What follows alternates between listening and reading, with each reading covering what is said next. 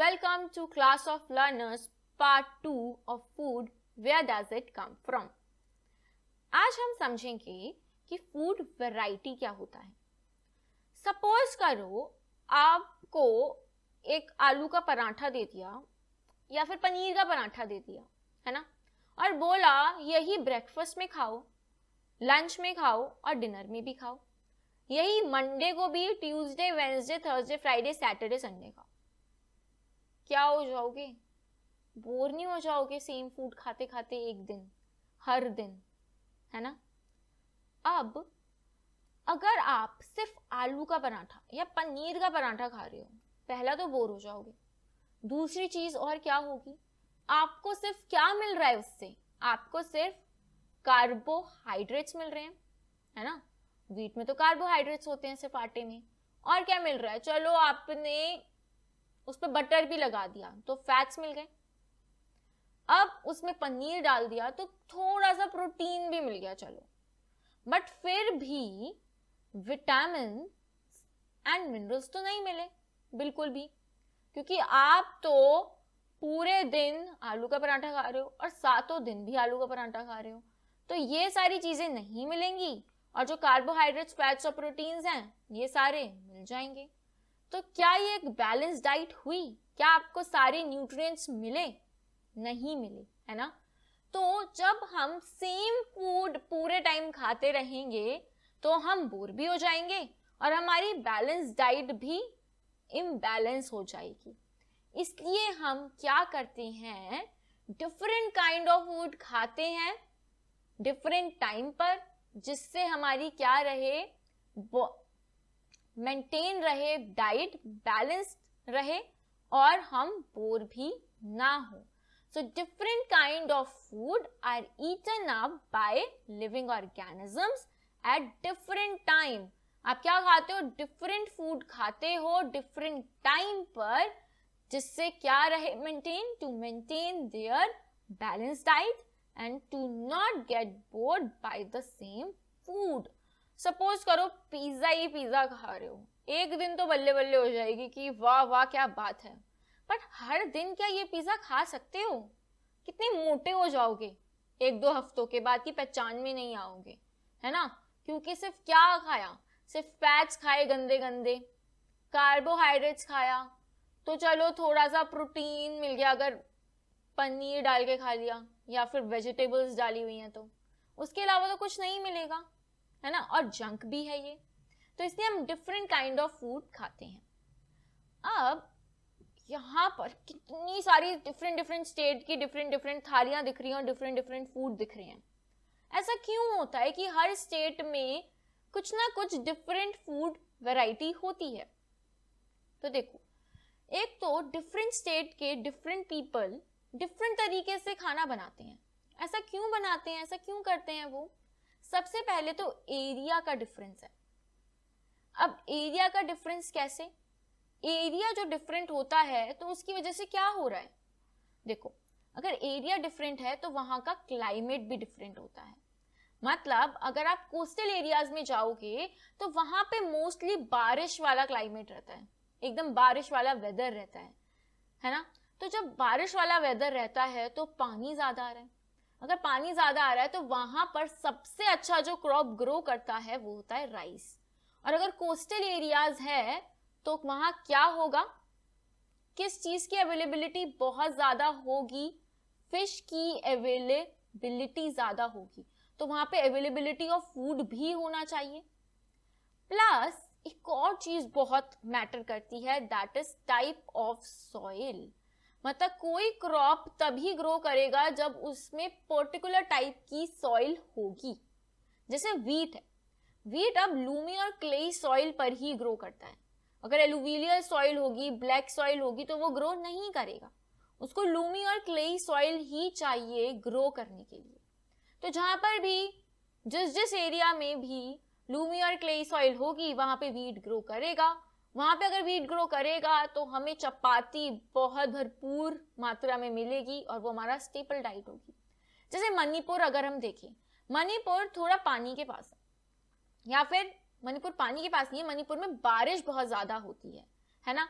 तो अगर बारिश बहुत ज्यादा होती है वहां पर तो क्या होगा, वहां पर राइस बहुत ज्यादा क्या होगा, ज्यादा अमाउंट में होगा।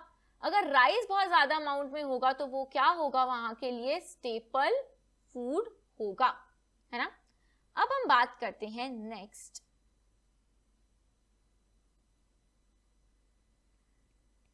इंडिया की। अब अगर इंडिया में अगर हम बात करें इंडिया के मैप की, तो आप देख पा रहे हो कि कश्मीर के एप्पल्स बहुत फेमस होते हैं। हाका नूडल्स जो हमारी नॉर्थ ईस्टर्न स्टेट्स होती हैं और मोमोज वहां के बहुत फेमस होते हैं। दार्जिलिंग की टी बहुत फेमस होती है। आगरे का पेठा, दाल बाटी चूरमा राजस्थान से रिलेट करते हैं। जब हम ढोकला फाफड़ा सुनते हैं तो हम गुजरात से रिलेट करते हैं। तो हर जगह की एक डिफरेंट स्पेशलिटी है, डिफरेंट काइंड ऑफ फूड है, और अगर हम हर जगह जाते हैं तो हम डिफरेंट डिफरेंट वैरायटी भी टेस्ट करते हैं, है ना। नेक्स्ट, अब ब्रेकफास्ट में हम ब्रेड खाते हैं, क्या लंच में भी हम ब्रेड खाते हैं? अगर हम इंडियंस की बात करें तो हम लंच में क्या खाना पसंद करते हैं कि भाई प्रॉपर दाल भी होनी चाहिए, थोड़े से राइस भी होनी चाहिए, सूखी सब्जी भी होनी चाहिए और चपातीज भी होनी चाहिए, प्लस थोड़ा सा सैलेड भी होना चाहिए।